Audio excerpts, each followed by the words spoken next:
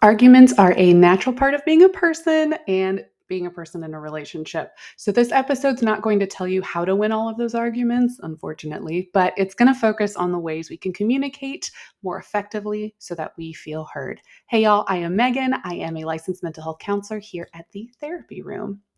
So much of what we understand about how to communicate and also how to handle conflict comes from our upbringing and our personal experiences as individuals.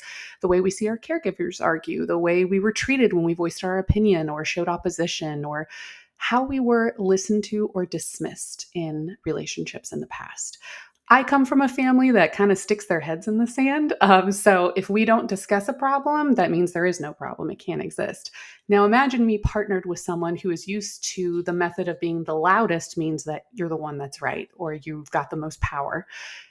These are the ways that we process conflict, and we expect others to process conflict the same way we do. And it's often subconscious, unrealized, and it leaves us to feel as though the other person doesn't care about us, has a value judgment, or doesn't respect us.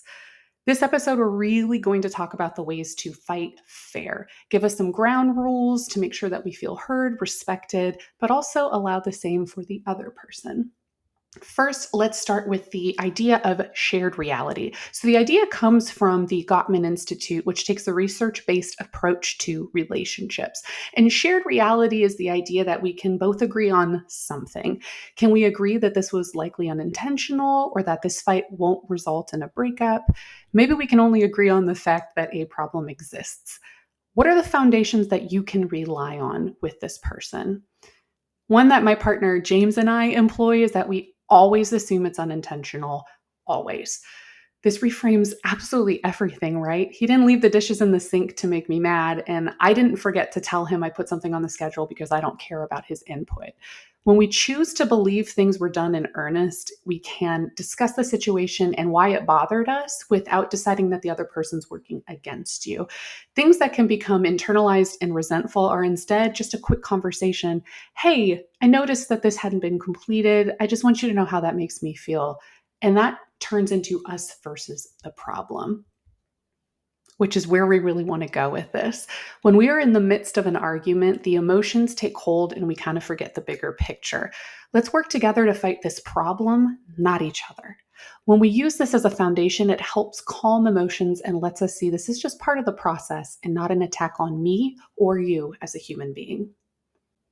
Now we have our foundation, which is often useful to discuss ahead of time when you're not in an argument, right? We can make these foundational truths together that we can go back and rely on later.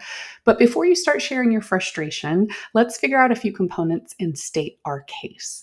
Why are you upset? Is it because there's dishes in the sink or because you feel like you're doing the bulk of the housework and it feels unfair? We want to take a few moments to kind of figure out what we're upset about and how we want to discuss and frame it. Try your best to stick to one topic at a time. Once we start throwing in the, yeah, and what about the laundry you never do?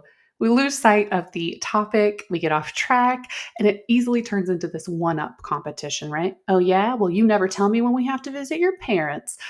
We go get worked up, we start digging, we find all of these things to make us feel that we are justified or our side of it is more important or more validated.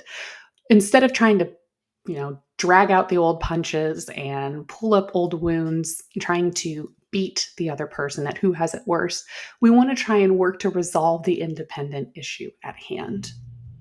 So, I statements are a cliche, but for a reason, they work and they are important. It takes some time to practice to separate what we believe the other's intent is, right? It might feel like the person doesn't care about us because they made plans without your input. But if we frame it as, I feel less important when you set up plans without my input, it still shares the way it made you feel without being accusatory. Again, we want to work from those assumptions. We want to fix the problem, not be upset with each other. Now, this one can be really hard, especially if you're feeling wound up or you tend to be forgetful and you want to have your checklist of things you want to bring up in the conversation. We don't want to wait for our turn to speak. We're taking the time and the energy to truly listen to the other individual and hear what their experience is. Let's not interject in what we think happened or make connections or corrections, because let's be honest, how infuriating is that when somebody does it to you? We want to find a way to really listen without preparing our argument. If you're having a hard time with this, there's a few cheats that we can use. So sometimes setting a timer to allow a certain amount of time before the next person's allowed to speak, or writing down your thoughts ahead of time so that you have a framework to discuss when you get into the conversation.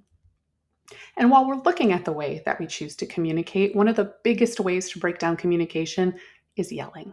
Now, sometimes yelling feels pretty natural. Maybe it's how your family argued, or, it's the only way you feel like you're really heard.